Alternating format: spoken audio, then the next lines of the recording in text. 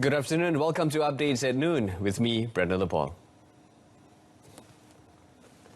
The Royal Malaysia Police, PDRM, should empower the capability of its personnel in mastering the laws of the country. Apart from equipping the force with sophisticated assets, gadgets and arms in facing modern challenges and threats, which are getting more demanding. Prime Minister Tan Sri Muhyiddin Yassin said PDRM should step up the participation of its personnel and officers in training, courses or conferences organised in the country as well as abroad to acquire more global and latest exposure and sharing. Kolaborasi dan kerjasama strategik di peringkat antarabangsa yang dijalinkan oleh PDRM selama ini mampu meletakkan pasukan keselamatan negara ini sebaris dengan pasukan keselamatan dari negara-negara luar seperti Scotland Yard, Royal Military Police United Kingdom dan Hong Kong Police Force. The Prime Minister said this when delivering a message in conjunction with the 214 Police Day at Police Training Centre Pulapol Parade Ground today.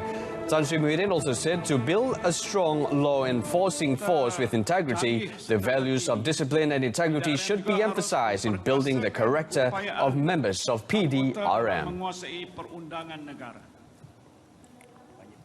Meanwhile, the Premier announced that the nation's enforcement officers will be equipped with body cameras, protecting the police from slander by criminals or unscrupulous people. He said an allocation of 30 million ringgit has been approved for this purpose.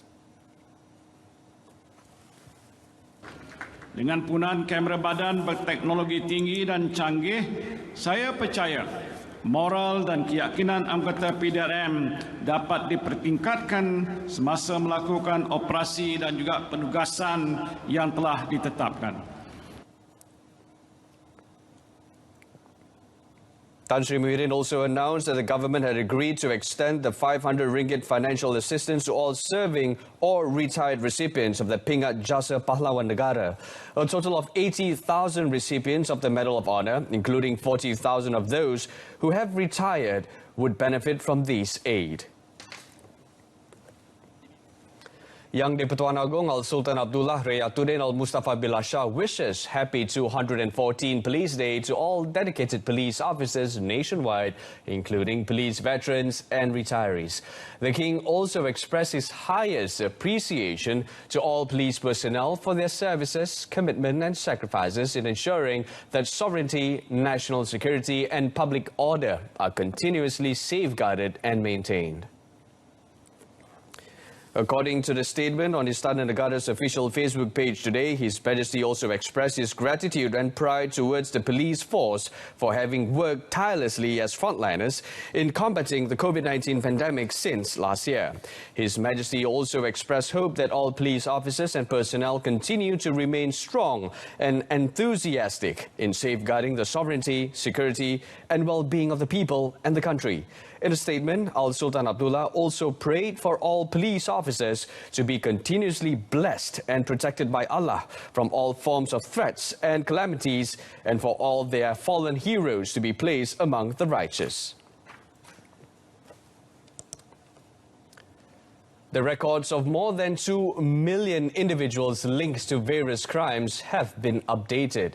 Inspector General of Police Tan Sri Abdul Hamid Bador said previously the records of these individuals could not be updated in the agency's data system due to several constraints, including information filling system or rather information filing system glitch and technical problems.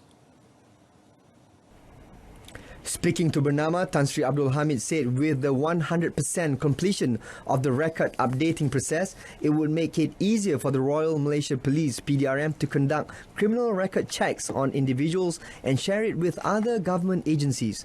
Citing an example, he said if PDRM was asked by Wisma Putra to conduct checks on a list of names of 1,000 individuals, it could be simply done using the data crunching method.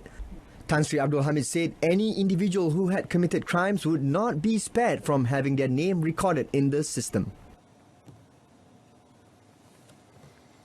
Project Lintasan Kota Holdings Sendirian Berhad Prolintas has started to work to remove the gantry crane which toppled over at the Sungai Besi Ulu Kelang elevated highway construction site in Persiaran Alam Damai Ceras and killed 3 workers.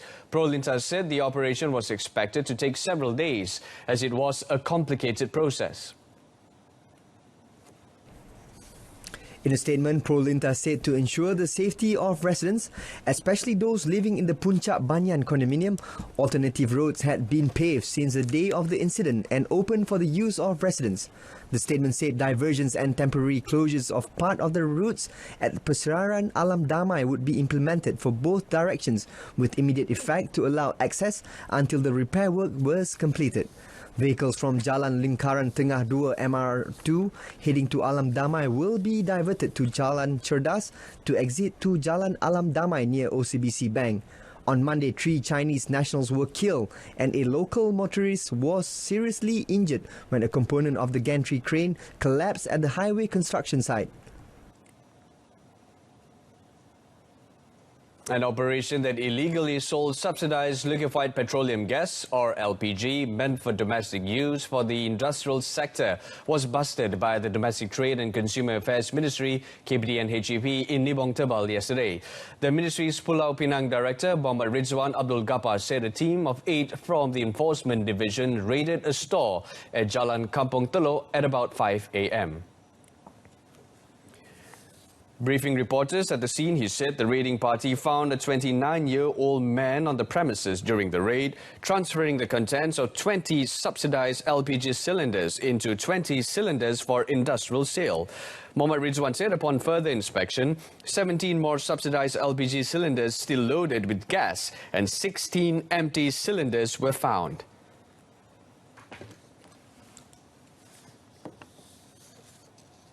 Merupakan satu pengkhianatan lah, ya, satu pengkhianatan kepada negara lah, ya. Sebabkan kerajaan telah mengeluarkan peruntukan yang banyak untuk memberi subsidi, di mana subsidi ini adalah khusus untuk golongan-golongan yang kita sasarkan, tetapi mereka ini, pengkhianat ini, ya, telah mengambil jalan mudah, tidak bertanggungjawab, melakukan penyelewengan. He said authorities discovered 24 units of hose pipe and a lorry believed to be used to transport the cylinders.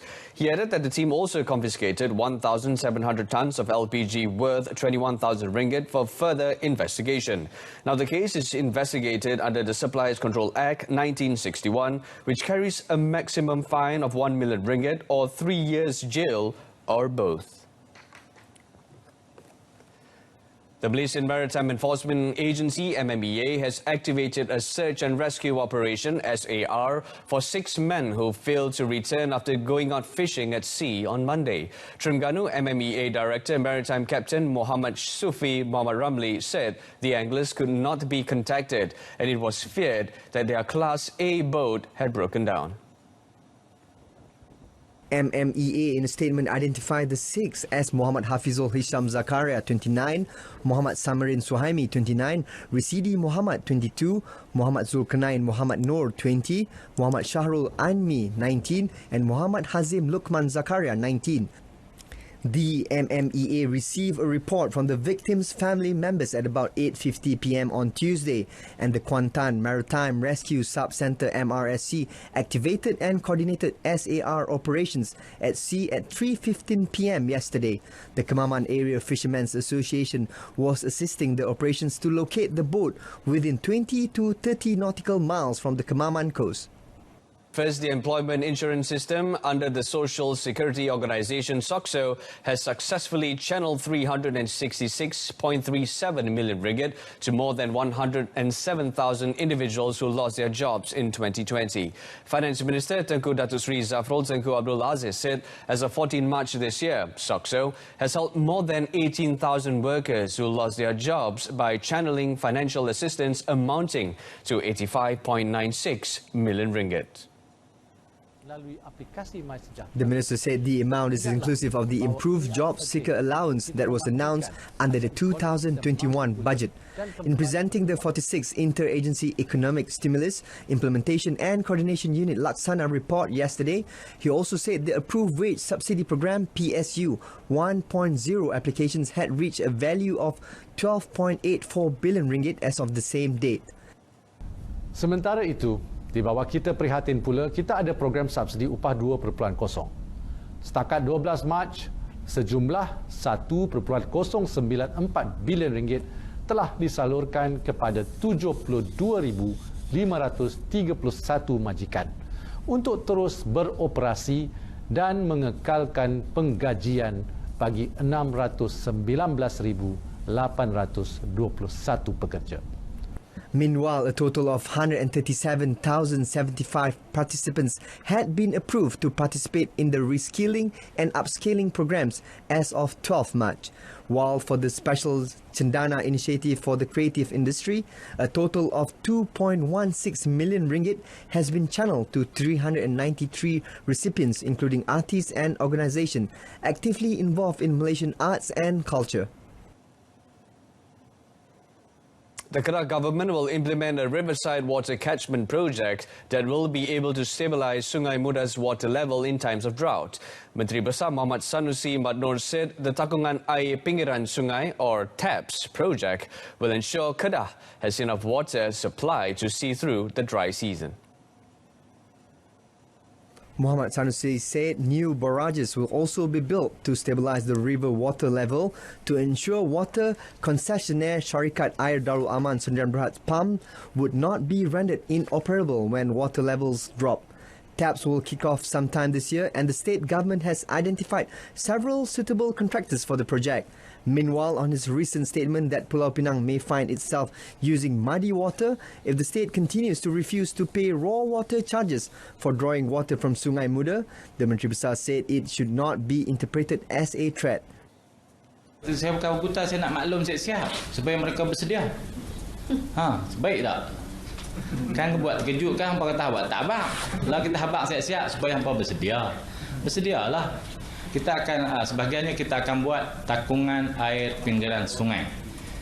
Air Sungai Muda ni sebab tu dia banyak, kita akan takung dia. Kita akan ada 14 spot TAPS, TAPS, takungan air pinggiran sungai. 14 tempat. He said Kedah had never closed its door on Pulau Pinang for negotiations over the water supply issue and will always welcome discussion to set the rate of raw water charges. Gloria Jean's Coffee, GJC Malaysia, is eyeing to open 16 new cafes this year, bringing the total to 75 cafes by 2027. Perkembangan Nasional Berhad PNS Chief Executive Officer Muhammad Hilaluddin Abdul Syukur said, as a franchise holder, PNS is encouraging the public to grow with GJC as its franchisees. He said that PNS will assist the franchisees by providing loans as much as 70 to 75% of the cafe's startup capital. Secara kasarnya tertakluk pada saiz kafe tadi tu, dia punya modal ya, daripada range daripada 500,000 ke 750,000. He said this to reporters after the opening of the GJC Cafe at the Selangor State Secretariat in Shah Alam yesterday by Selangor Menteri Besar Datuk Seri Amiruddin Syari. To date, he said GJC has enlisted more than 40 franchise partners through the opening of its outlets nationwide, as well as providing loans of more than 11 million ringgit to entrepreneurs involved.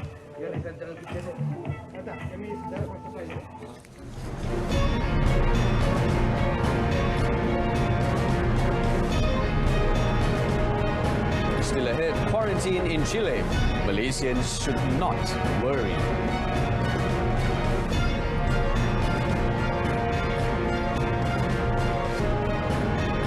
And in sports, get Zijia ready to rock in Tokyo Olympics. Stay with us.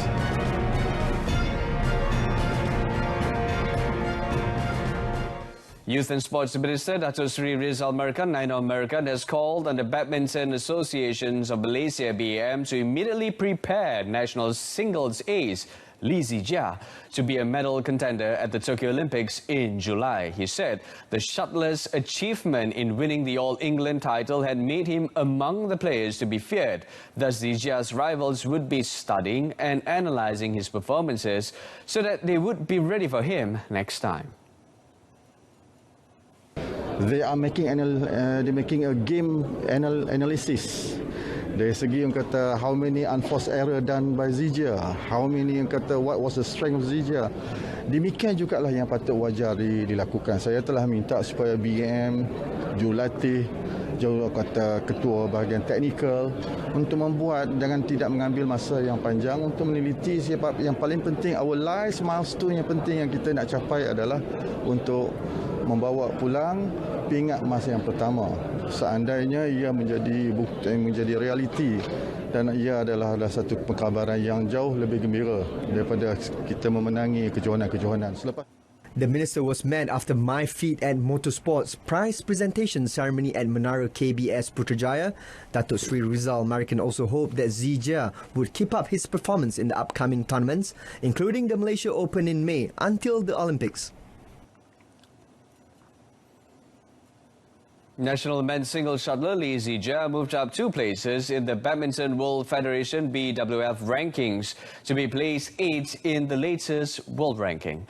According to the BWF's official site, the 22-year-old now has accumulated 69,389 points from 25 tournaments played for his career's best ranking after having entered the top 10 in March last year.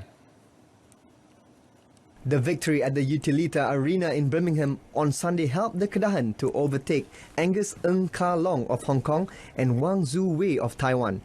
Zijia won the All-England Championship after defeating defending champion Victor Axelsen of Denmark 30-29, 20-22, 21-9. Japanese star Kento Momota remains at the top with 109,118 points from 15 tournaments, including 6,600 points from the prestigious All-England, where he was eliminated 16-21, 19-21 by Zijia in the quarterfinals. From us this afternoon in our top story, PDRM urged to enhance capability to face modern threats. News at 10 comes on this evening on my Free Views Berita RTM news channel. I'm Brendan Lepol. Thanks for watching. Have a good day.